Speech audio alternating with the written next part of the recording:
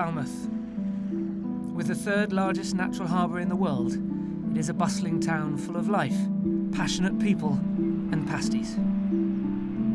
Home to over 20,000 people, this growing maritime town is constantly alive with human activity. But with so much buzz and excitement, are we forgetting to appreciate what's going on around us?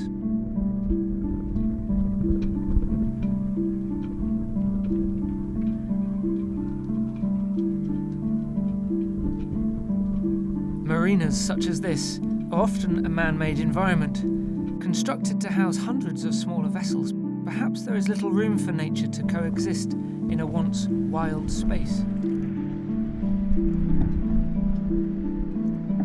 But if you stop and immerse yourself in your surroundings, you may realise that there is a whole other world right beneath your feet.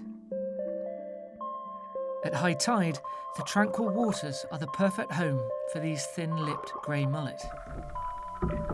Residing underneath the jetties, they are not far from the bustle of human activity, yet many people are none the wiser to their presence. Roaming in groups up to 14 strong, they will live in these waters for their entire 25-year lifespan. This miniature aquatic forest also thrives on the underside of the jetties.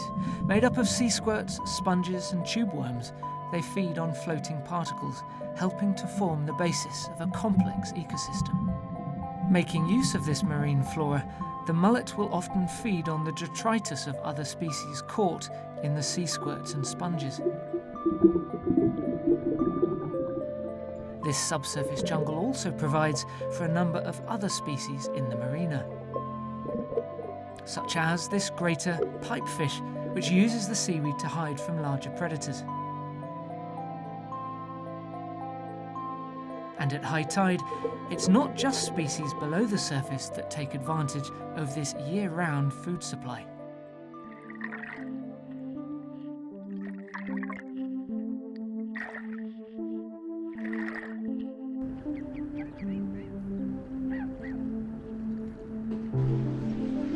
As the tide recedes, this subsurface world is revealed. Rushing over this man-made ledge, the water is filtered through a net of Irish moss seaweed, trapping crustaceans, molluscs and small fish. Lasting for only 10 minutes at each low tide, swarms of birds gather to take advantage of this seafood buffet, the greatest feeding event of the day, right under our noses. This little egret is a master at hunting in these waters. Using its feet, it feels around for anything hiding in the mud, flushing out any fish, shrimp or molluscs seeking shelter. Its perfected method means hunts will often end in success.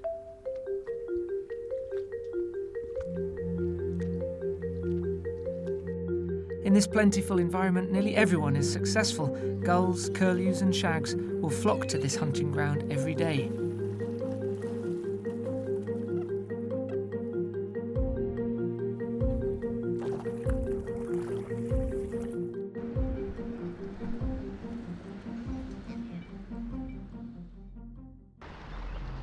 But this larger male great cormorant watches over the chaos.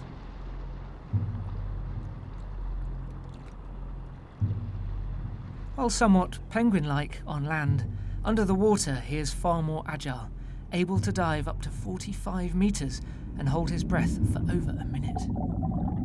And whilst the other seabirds are satisfied with their mere canapes, he has got bigger fish to fry.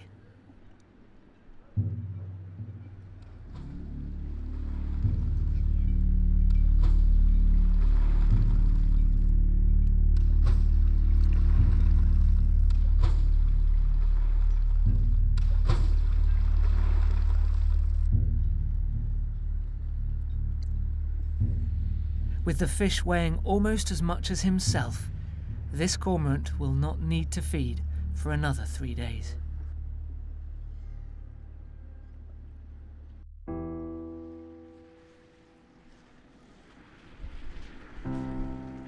Nature has slowly made its way back into this once wild area of Falmouth. Habitats influenced by human activity are not necessarily bad for wildlife. With hundreds of species calling this place home, it is no wonder that such a complex ecosystem has been able to establish itself in these busy waters.